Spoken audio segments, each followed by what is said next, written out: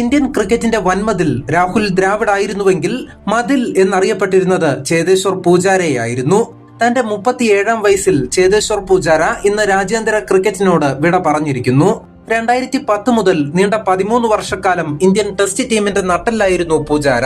2023 താരം അവസാനമായി ഇന്ത്യക്ക് വേണ്ടി കളിക്കുന്നത്. ഇന്ത്യക്ക് വേണ്ടി പാടണിഞ്ഞ 103 ടെസ്റ്റ് മത്സരങ്ങളിലായി 7195 റൺസ് പൂജാര നേടിയിട്ടുണ്ട്.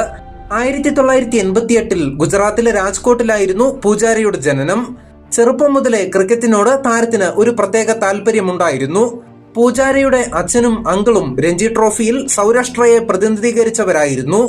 താരത്തിന്റെ 17-ാം വയസ്സിൽ അമ്മയെ ക്യാൻസർ ബാധിച്ച് നഷ്ടപ്പെട്ടുവെങ്കിലും അച്ഛന്റെ പിന്തുണയോടെ പൂജാര ക്രിക്കറ്റിൽ ശ്രദ്ധ കേന്ദ്രീകരിച്ചു. 2009-ലും 2011-ലും താരത്തിന്റെ കരിയർ തന്നെ അവസാനിക്കുമായിരുന്ന വിധത്തിൽ പരിക്ക് പറ്റിയിരുന്നു. എന്നാൽ അതിനോടെല്ലാം പൊരുതി താരം കരിയർ തിരികെ പിടിച്ചു. യോഗയും കഠിനമായ പരിശീലനവുമായിരുന്നു താരത്തെ തിരികെ ക്രിക്കറ്റിലേക്ക് കൊണ്ടുവന്നത്. 2018-19 കാലഘട്ടത്തിലെ ഓസ്ട്രേലിയൻ പരമ്പര താരത്തിന്റെ കരിയറിലെ ഏറ്റവും പ്രധാനപ്പെട്ട നേട്ടങ്ങളിലൊന്നായിരുന്നു. 71 വർഷത്തിനു ശേഷം ഓസീസിൽ വെച്ച് ഓസീസിനെതിരെ ഇന്ത്യ ഒരു ടെസ്റ്റ് പരമ്പര വിജയിച്ചപ്പോൾ അതിന്റെ പ്രധാന വിജയശില്പിയായിരുന്നു പൂജാര. അഡിലെയ്ഡിൽ 103 റൺസും മെൽബണിൽ 106 റൺസും സിഡ്നിയിൽ 193 റൺസും അന്ന് അദ്ദേഹം നേടി.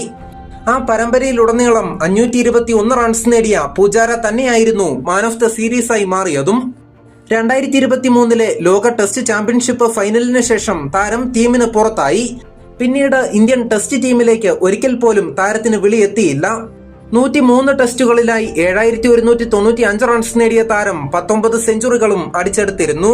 പ്രധാനമായും ബാറ്റർമാർ ഏകദിനത്തിന്റെയും T20 ക്രിക്കറ്റിന്റെയും ബാറ്റിംഗ് ശൈലിക്ക് അനുയോജ്യമായി മാറിയപ്പോൾ ഒരു പൂർണ്ണമായ ടെസ്റ്റ് ബാറ്റർ എന്ന് വിശേഷിപ്പിക്കാവുന്ന തരത്തിലായിരുന്നു പൂജാര ഇക്കാലമത്രയും ബാറ്റ് വീശിയത്.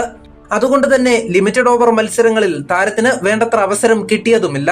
5 ഏകദിന മത്സരങ്ങളിൽ ഇന്ത്യക്ക് വേണ്ടി അവസരം കിട്ടിയെങ്കിലും മികച്ച പ്രകടനങ്ങൾ ഒന്നും തന്നെ ഉണ്ടായിരുന്നില്ല. എന്നിരുന്നാലും ഇന്ത്യൻ ടെസ്റ്റ് ക്രിക്കറ്റ് ടീമിന്റെ കഴിഞ്ഞ പതിറ്റാണ്ടിലെ ഏറ്റവും മികച്ച ബാറ്റർമാരിൽ ഒരാളായി തന്നെ പൂജാര എക്കാലവും വാഴ്ത്തപ്പെടും.